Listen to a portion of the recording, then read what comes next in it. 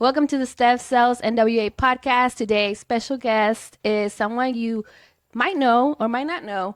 His name is Ed Brown. He is a real estate agent here at our Exit office. You might know him as Big Ed from 90 Day Fiancé. Welcome to the podcast, Ed. Many people know you from 90 Day Fiancé, but what were you doing before reality TV? Before reality TV, I actually ran a European showroom. We sold high-end German cabinets, countertops, flooring, appliances. So I would work with clients through architecture companies, and yeah, so I was happy doing design until the show came along. Nice. So you actually have some background that kind of relates to real estate now. Yeah, absolutely. Like, I can walk into a room and within 5 minutes know what you should do to the room or not.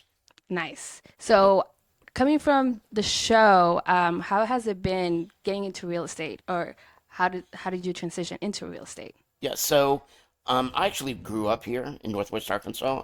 I went to Bentonville High School, graduated in 1984, and left as fast as I could because at the time there was really nothing here other than a Walmart. Yeah. So I was in California for about 40 years, kind of overstayed my welcome, and moved back here to mainly just kind of get away from all the hubbub. My dad actually sold real estate here in the 70s and 80s. Wow. He helped develop Bella Vista, Nice. and so I kind of wanted to follow in his footsteps. And because I'm still on TV currently, I do a lot of traveling. So working in real estate allows me that freedom where it's not a Monday through Friday job. And because of my popularity, it's almost impossible for me to work in a brick and mortar. Right. So a lot of freedom. So what was the biggest learning curve for you when you first got into real estate? Oh, I'm still learning. I mean, it's just every day I learn. What's great about working for Exit Taylor Real Estate is that there's a lot of support, not only from Mitzi, I call her my fun size broker because I'm taller than her. She's gonna hate that. Anyways, but seriously, a lot of the agents here are very supportive, and they're always asking, "Hey, can I help? If you're not feeling good, if you need me to run your open house, if you need help with doing promotional videos and so forth." So it's I'm still learning. I mean, the hardest part for me is the cold call. I'm breaking into a new industry where there are a lot of people that know who I am, and that can work to my advantage and not. For example, I get a lot of calls where people just want a headshot signed, and like, well, you buy a house and you can have my autograph. But so I get a lot of kind of looky-loos who just want to meet Big Ed. Yeah. And then for the people that don't know me, I actually have better luck. Yes. So what surprised you the most about getting into this industry? Um, Good or bad? Good or bad. So it's a very it takes a while. You're not just gonna you're on commission, so it takes you a few months to kind of get started. I was able to sell my first house 2 months in, so That's nice. yeah, that was really good. Yeah. But I think the discouraging part for most people is it's a big investment of money and time, and the payoff is going to take a while. Yes. But I say it's a how do I say it?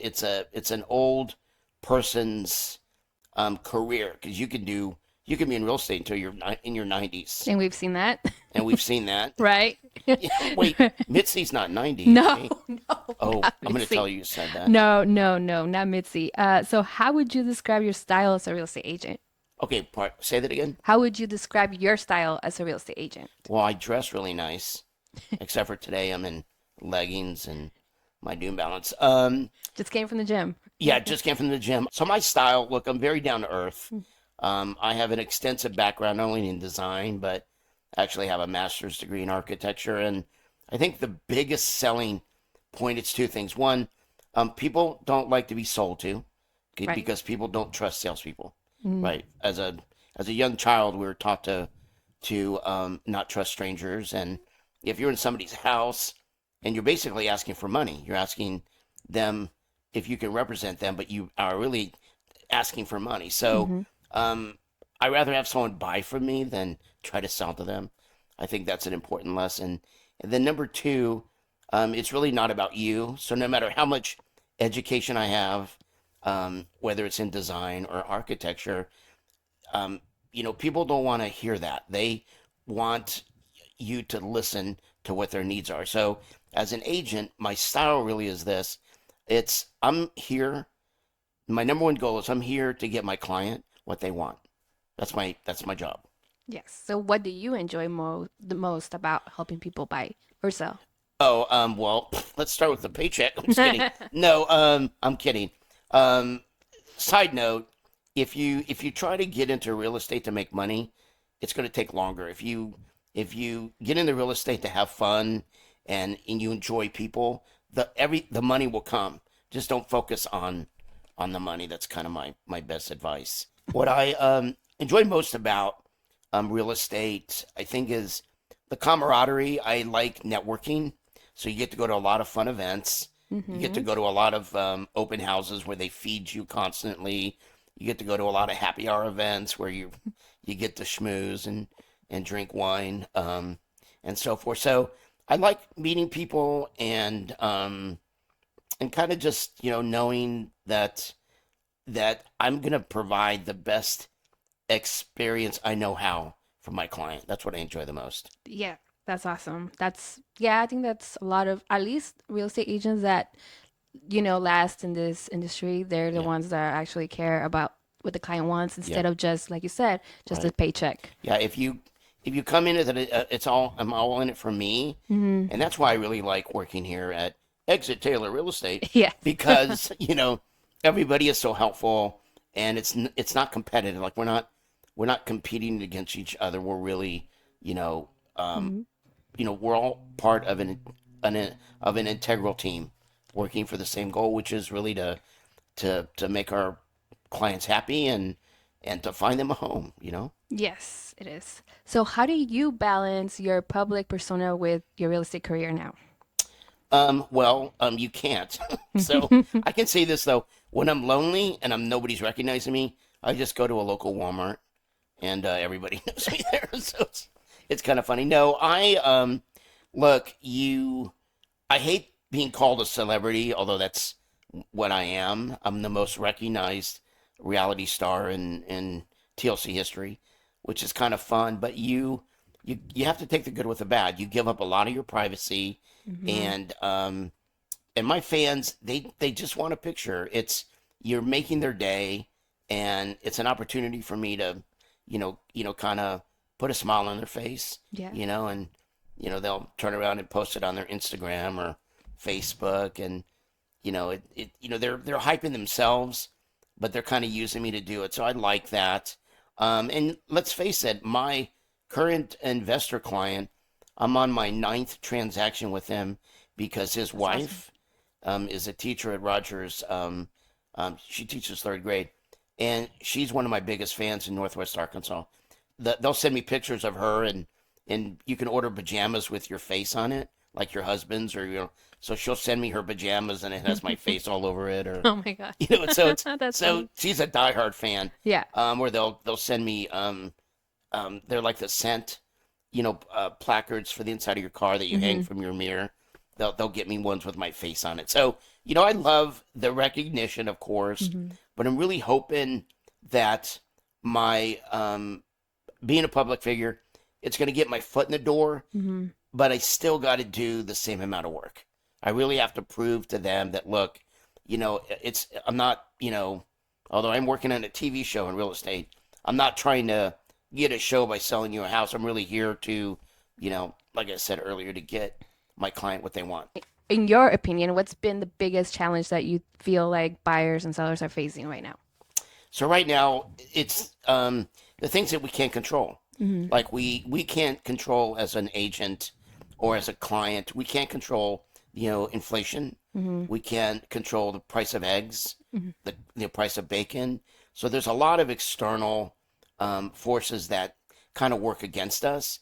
But at the same time, you know, don't let those be your concern because for the client that you're sitting in front of, they could have like $1 million in cash, and they probably are not worried about money. So I would say don't listen to all the external noise out there, and just try to treat every client like it's your last, and do a good job for them, and you'll be successful. What is your advice for first-time home buyers? Wow, probably my best, most sacred piece of advice for first-time home buyers would be to call Big Ed. Give me a call, I'll find you a house. Here's the thing. Get your foot in the door.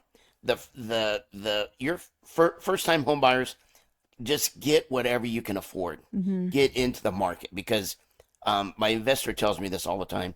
If you get into the market at the right price, you'll never lose money.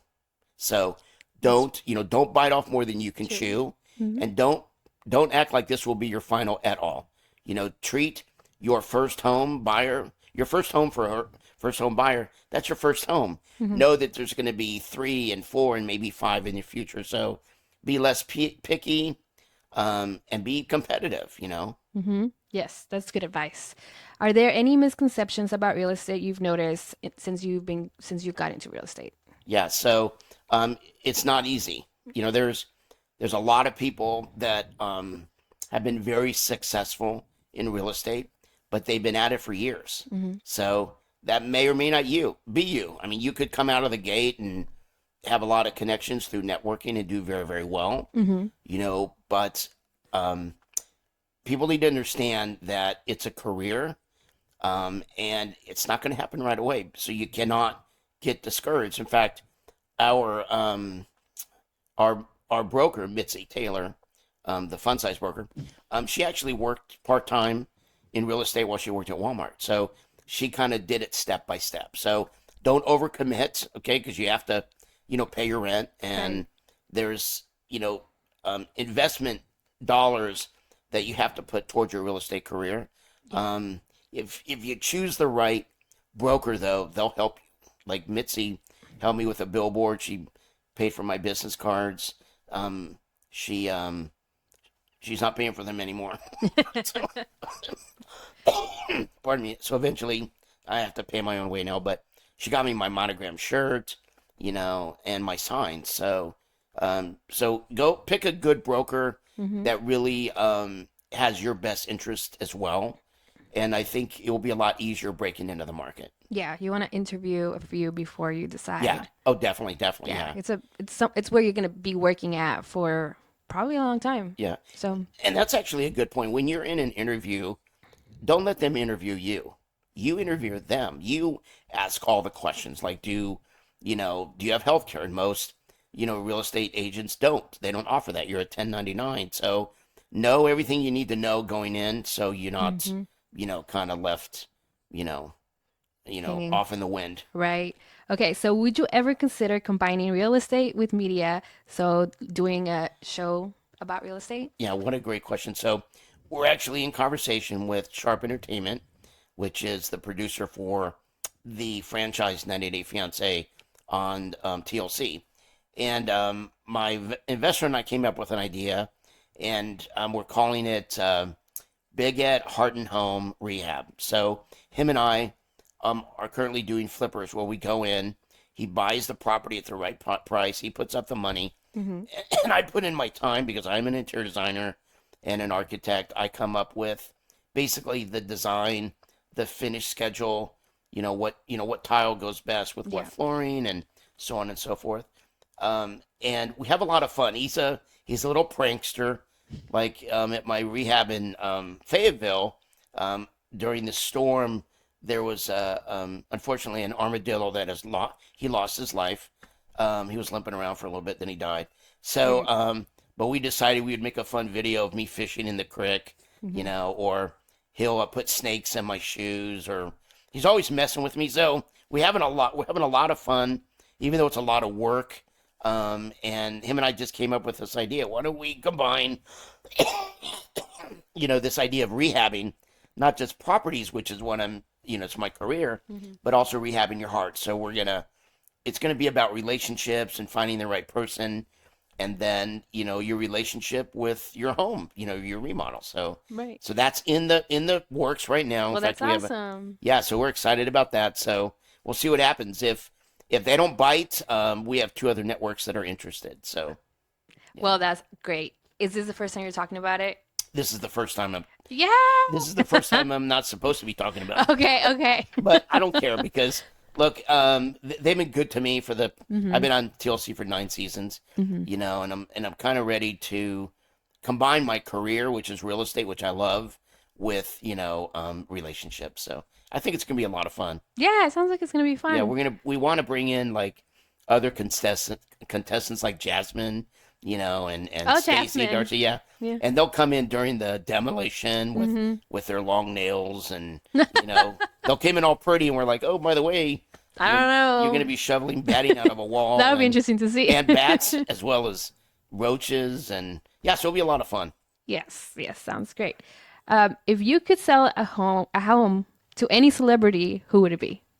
Oh, obviously, me. I'm kidding. No, it would probably have to be my all-time crush, which is Jennifer Aniston. Oh, that's awesome. Yeah, Jennifer Aniston's a yeah. good one. So, Yeah. Jennifer, if you're listening, it's Big Ed Realtor at gmail.com. Buy property in Northwest Arkansas, right? Nice, yes. Okay, so anything else going on that you have right now, like anything new? Yes, so I have a lot of irons in the fire, as they say, Mm-hmm. and I'm very excited. About 4 months ago, my team and I have a couple partners that are involved. They do import and export of everything from, um, you know, food products to alcohol to beer. Mm-hmm. And they had approached me. They wanted me to. They're called the Heritage Group, and they wanted me to put my name on a tequila mixer. And I'm like, well, I don't really drink tequila. The only alcohol I drink, which a lot of people know if you watch the show, I only drink Malbec. Wine. In fact, if I go to a restaurant and they don't have a Malbec from Argentina, I just won't drink. I'll drink water or iced tea. So I said, why don't we do a Malbec? So they found a winery in Mendoza, and the four of us went about 4 months ago, Mm-hmm. and we just pitched the idea to Walmart.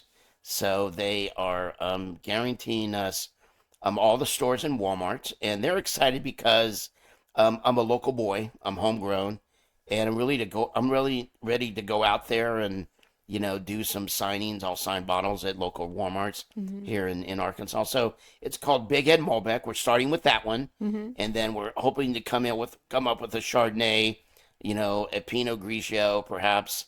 And there's actually a Rosé Malbec I just found out about. Oh, So really? yeah, That's so interesting. we're excited. So we're going to be in all of the stores in Arkansas, which are about 120, and then we're either looking at Texas or Florida or California. So yeah, so Big Ed Malbec.